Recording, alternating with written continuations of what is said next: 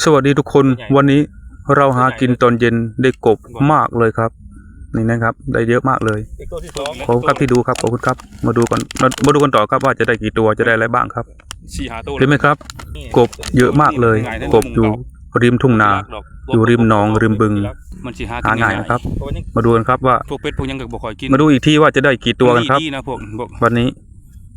มาลุ้นกันดูไปก่อนนะครับเดี๋ยวเพิ่ง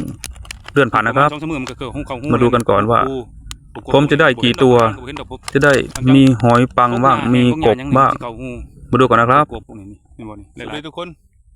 วันนี้ก็เริ่มหากินยำแรงอีกเพราะว่าน้องสะน้องมันบกเลยน้องสะนี่น้องเริ่มบกแต่ละปีเขาก็มาหาหอยในตะฝั่งหาหอยหากบในตะฝั่งตอนนี้น้องกำลังบกใหม่ๆนะกบเดี๋ยวท่านเด็กเขาหูดอกมันก็เขามันรีดอยู่ในพุ่มก่อนพอแต่ละพี่เขามาเปิดน้ำพุ่มใหม่นี่กบเปิดน้ำพุ่มก็เห็นแหละกบแต่ว่าต้องน้ำบกใหม่ๆด้วยนะน้องซากำลังบกนี่มันขึ้นมาจากน้องซาอีกแล้วมันจะขึ้นรีดในพุ่มก่อนแล้วก็ต่อไปมันก็จะเข่าหู้แบบนี้ต่อไปก็เข่าหู้แต่ตอนนี้มันต้องรีดในพุ่มก่อนหาแต่ละปีเคยได้มาอยู่น้องเทิงลงหาน้องเทิงไปแล้วมันบอกอยู่ในพุ่มไปสินี่กบหน่อยกบใหญ่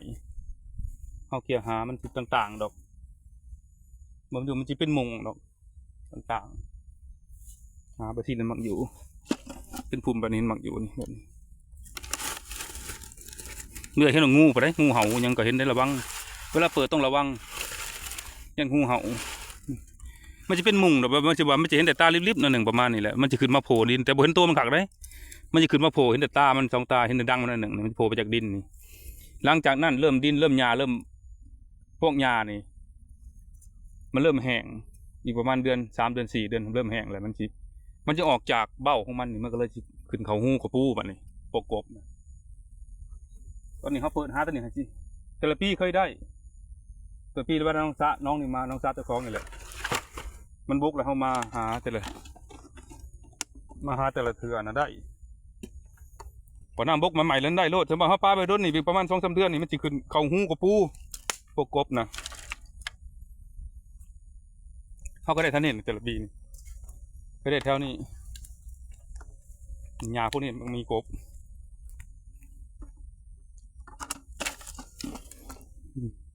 มันบอกมีแถวนี้กบมันอยู่ในหญ้าก่อนได้จึงเขาหูแปลก6 ล้านก็บุคอยอยู่ดอก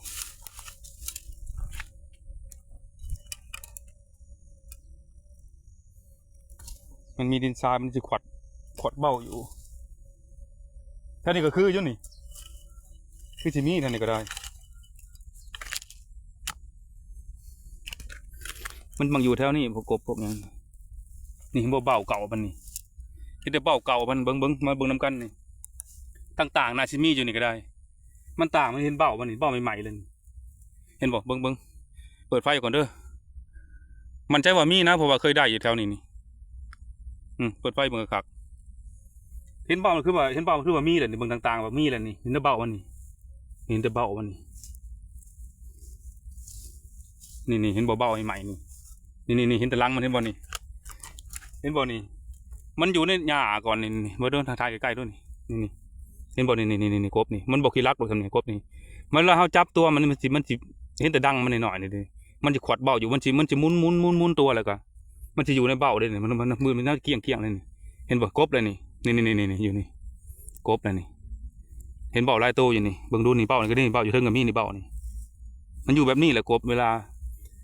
น้ำบกใหม่ๆนั่นจะขึ้นมาพวกคนเกี่ยวเขาแล้วนะนี่เบ้ามันลายนี่นะมาบอกจะเป็นเบ้าตัวเก่าปะจักเห็นตัวหนึ่งนี่ดูนี่เห็นตานั่นนี่ก็บ่ใหญ่เป็นกบพอดีแบบว่า3-4 นิ้วนี่กบกำลังเข่าเบ้เดินเบ้าหญ้าเห็นบ่นี่ทุกคนเห็นบ่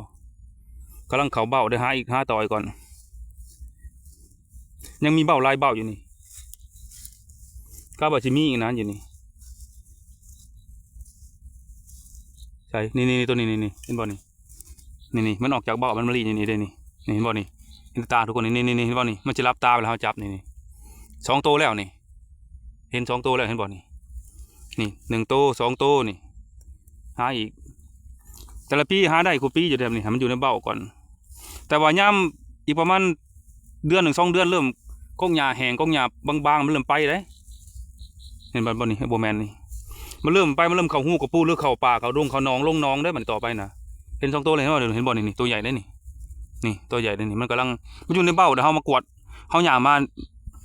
เดินมาแบบเฮาเฮาแปลงพวกหญ้ามันก็สิลบจิหลีกมันก็ออกจากเบ้าบางตัวเบิ่งดูตัวนี้มันยังมีอยู่เลยมันเห็นเบ้าหลายเบ้าอยู่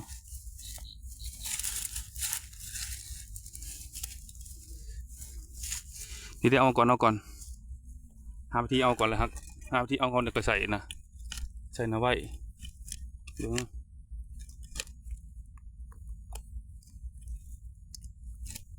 ตั้งขากล่องก่อนหาวิธีเอาขึ้นมาเห็นบ่นี่1 ต้นเห็นบ่นี่เติบตัวใหญ่เติบนี่ตัวใหญ่เลยตัวนี้เห็นบ่นี่อีกตัวที่2นี่มันบอกเคยขี้รักดอกจำยำเนี่ยฮะยำมันเขาเบาใหม่บอกขี้รักดอกแต่จริงนะฮะบางคนบอกคันคอนเทนต์โมเมนต์บางคนก็หาได้ก็มีแบบน้องซ้ำใหม่ๆหาได้ก็มีนี่บอลตัวที่2นี่บอล2 ตัวเลยนี่บอกขี้รักดอกประกบเขาเบาได้บอกขี้รักเพราะว่านี่เห็นเบามันลายอยู่นี่ลายอยู่เดี๋ยวจะให้ใส่นี่ก่อนหักขาจะนี่ก่อนใส่กระตุกก่อน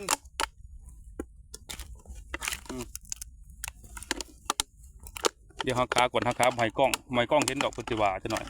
ทุบจีแบนจะหน่อยหักขากบแล้วก็ใส่นี่ไว้นี่เป็นบอลนี่ได้2 ตัวเลยบางคนมันบ่มีเขาสมมุติน้องซาบกใหม่ๆน้ำหาอะไรเห็นโลดกบเปิดหาเท่านี้เห็นโลดได้2 ตัวเลยมันจะอยู่เป็นกลุ่มเป็นหมู่บางเถอะก็ได้บางเถอะก็บ่อยู่บางเถอะก็แล้วแต่มันอยู่มันบางอยู่น้ำเป็นเพื่อนมันใหญ่น้ำพร้อมกันดิเดิมมันก็หมดดินอยู่มันก็ไปนี่บ่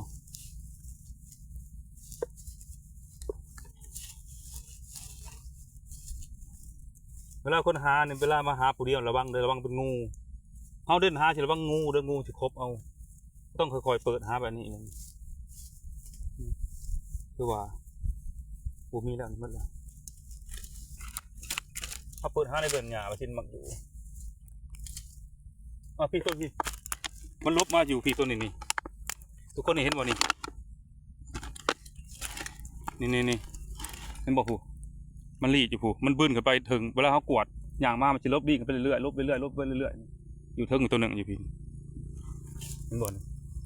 ตัวนี้ตัวใหญ่กว่าเพื่อนขี้รักตัวใหญ่ๆเพื่อนขี้รักนั่นนี่เบิ้งหาที่หักขาก่อนหักขาจะใส่กระตุกไว้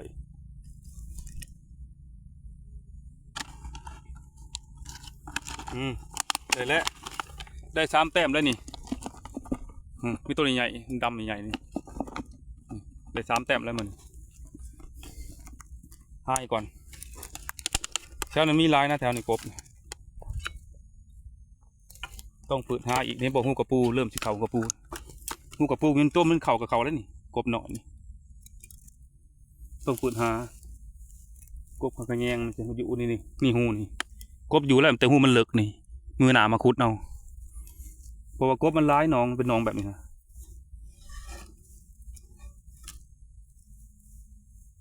ค่อยเปิดหามันจะบ่ค่อยเห็นบางคนเปิดหาแบบว่าเปิดหาที่ไรเช้าเปิดที่ไรเช้าบ่เห็นมันดอกเขาต้องเปิดเลยเขาต้องเคลียร์เบิ่งมันคือเป็นมุงเลยเคลียร์เบิ่งเลยที่เห็นแต่ดังมันจะมุดดินได้หนึ่งมันจะเสียลงดินมันต้นดินกำลังอ่อนๆเนี่ยมันอยู่นะแต่นี่แต่ละปีเคยได้ท่านี่ก็ได้แต่มันนี่มาถ่ายเบิ่งมันแต่ละปีบ่เคยถ่ายนี่เห็นบ่นี่มันออกจากมุงมาเลยนี่เห็นบ่นี่ตัวนี้นี่เห็นบ่นี่กบปังใหญ่เติบมันออกจากมุงมาเลยนี่ออกจากมุงมาแล้วมันก็นั่นดิตัวคุณมาเบิ่งนี่เป็นมุงนี่ได้แล้วตัวหนึ่งหายดูมันบอกขี้รักเราบอกขี้รักบอกห้องจับเวลาแล้วเขาหู้น่ะขี้รักนะขุดหูกับไปเลยเวลาจับคุณบ้านห้องอ้าวเลยอยู่คือบ่ห้องอยู่บ่สินี่มุงนี่บ่นี่มุงนี่มันไปเลยนี่เดี๋ยวจับขาเสียก่อน หักขาจะก่อนมันจะไปมือไปเนี่ยมันจะหมุนหยาไปเรื่อยเพราะมันหกในทางหน้าหักขาจะกระตุกก่อนมันเคยได้แต่ละปีนะทำอีก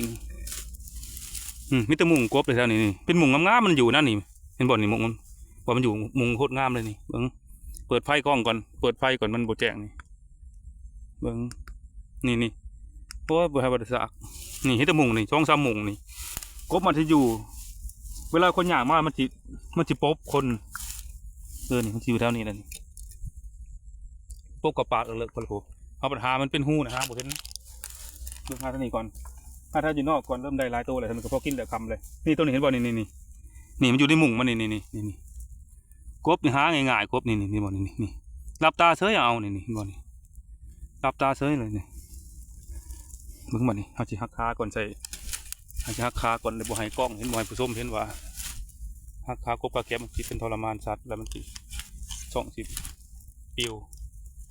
เรื่องนี้บ่นี่1 ตัวแล้วนี่นี่ตัวกบใหญ่ไปได้พอดีกินนะกบพอดีกินไปรับตาเฉยเอานะบกิรักกันกบเขาหันกบเขาแบบเขากบเขาขยงกบหยาบสิมุนในหยาจิบกิรักกบนะจับได้ก็บกิรักบเต้นบดีบวิ่งอีกขามันเขาหูแล้วเขาหรือว่าใกล้น้องน้ำนะมันหูซึกมันต้องพยายามลงจากลงน้ำนะแล้วได้แล้วนี่เพิ่มอีกแล้วจากโตเลยมัน4 หาโตแล้วบ่นี่มันอยู่นี่แหละทางไงท่านจะมุงเก่ามันนี่เป็นบ่นี่มาอยู่เป็นแบบเป็นมุงเป็นยังขวัดดินอยู่ขวัดนี่บ่นี่ตัวนี้นี่โอ้โหตัวนี้เล็กๆนี่ออกจากมุงกำลังเห็นมุงมันอยู่นี่มุงมันนี่ตัวน้อยๆนี่เดี๋ยวมันจะดุดดินดุดหญ้าไปเรื่อยนี่เขาจับเป็นบ่นี่เป็นกบตัวผู้บ่ขี้รักบ่ได้นี่บ่ขี้รักเดี๋ยวหักขาใส่กันเลยหามันอีกมันจะมีหลายตัวนี่มันบ่นี่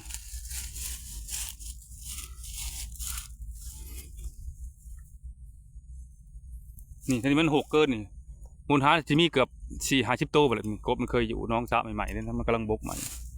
แต่ว่าเขาน้องคำแล้วเขาต้องทำนี่พ่อก่อนมื้อหน้ามาหาใหม่อีมื้อหน้ามื้ออื่นมันจะเข่าได้มันจะเข่าหูได้มันออกจากนี้ได้มันมีคนกวนมันแล้วมันออกได้จากหูนะมันออกจากป้าก็เข่าหูต่อ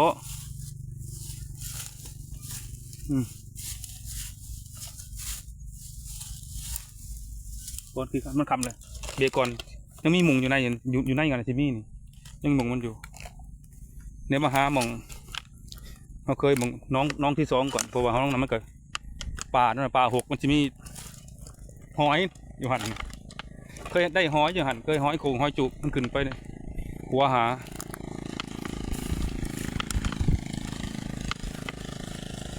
เห็นบ่น้องนี่น้องเก่าแต่ละปีมาหาได้รถพวกว่าบ่งมาหอยอยู่แบบนี้นี่เงานี่เคยมีหอยเงาบนนี่คอยกระเดือนเคยมีหอยอยู่เป็นแป้นหน่อยได้ไหมนี่เห็นว่าหอยนี่อยู่เป็นแป้นหอยพวกนี้หอยโบลี่หอยพวกนี้อยู่แบบเป็นแป้นเนี่ยมันอยู่ตามนี่แบบว่ามันยังสมมติว่าเด็กๆน้ำมองออกหรือว่าต้นเศร้านี่มันจะบืนออกมาหากินไก่ๆนี่แล้วก็บืนเขาอยู่มองเก่ามองเดิมจะอยู่เป็นขู่เพราะมันเคยอยู่นี่นะร้ายนะท่านนี่ใช่พี่เนี่ยมองนี่อยู่เป็นขู่เป็นบ่อนี่ตัวนี้ก็ได้นี่อยู่เป็นขู่นี่บ่อนี่หอยนะมันบืนตอนเช้ามันยังบืนหากินอยู่หอยพวกนี้เป็นหอยยังบ่จักสื่อหอยนี่มันจะออกหากินแบบว่าน้ำเศร้ามันจะบ่คอยดุดพวกหอยจูหอยโขงน่ะฟังดินไว้แล้วแถวผู้ดินแถวผู้มันฟังอยู่มันฟังดินอยู่กบดินอยู่หอยพวกนี้มันจะอยู่แบบซี่นี่เบิ่งดูนี่นั่นแหละพี่นี่มันอยู่เป็นหมองเป็นคูเลยอันนี้ก็คูนึงคูเล็กๆน้อยๆนี่อยู่เป็นคูพี่อยู่เป็นคูเห็นบ่ทุกคนเห็นบ่นี่หอยเนี่ยมันจีบืนหากินอยู่เรื่อยแถวนี้บืนแถวนี้บริเวณนี้แหละต่อไปมันก็จะเริ่มเข่าถ่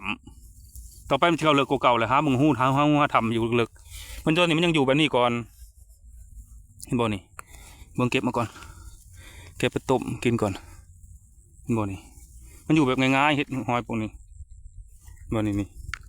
บางคนกินกับเบื่อได้กินระวังได้เบื่อหอยพวกนี้นี่ น้ำมันยังบืนอยู่นะมันยังลากออกมาบืนอยู่นี่เด็กหอยปนนี่หอยมึงบอกมันเคยอยู่มันจังอยู่ไม่ใช่คนใดคนหามันคนหาแบบว่าหาง่ายมันยังคือบ่มีบางคนว่ามันอยู่จังอยู่นี่ยังบืนอยู่นี่มันยังแบบยังลากมันยังเดินออกมาอยู่นี่เนาะวันนี้ก็หาทำนี้ก่อนเพราะว่าเป็นส่วนเขาเองเลยมันส่วนแคมป่าในป่าหน่อไม้เคยป่าใหญ่เติมมันสิหากินง่ายๆพวกเป็ดพวกยังก็บ่ค่อยกินมันรีดีนะพวกนี่กบนี่รีดีอีกประมาณ2-3 มื้อมันก็เกิดเขาหู้แล้วนี่ก็หู้กับปูกบพวกนี้บ่เห็นดอกมะฮานก็บ่เห็นดอกปุ๊บทางจังกกหญ้าแห้งกกหญ้ายังนี่มันสิเข้าหู้กบพวกนี้นี่บ่นี่หลายๆเติบกับหอยเด็กตกกับหอยน้ำแน่นี่ได้หลายเติบเอาละสำนี้แหละเดี๋ยวสิไปหาวิธีต้มสั่วกินก่อนสบายดีทุกคนสบายดี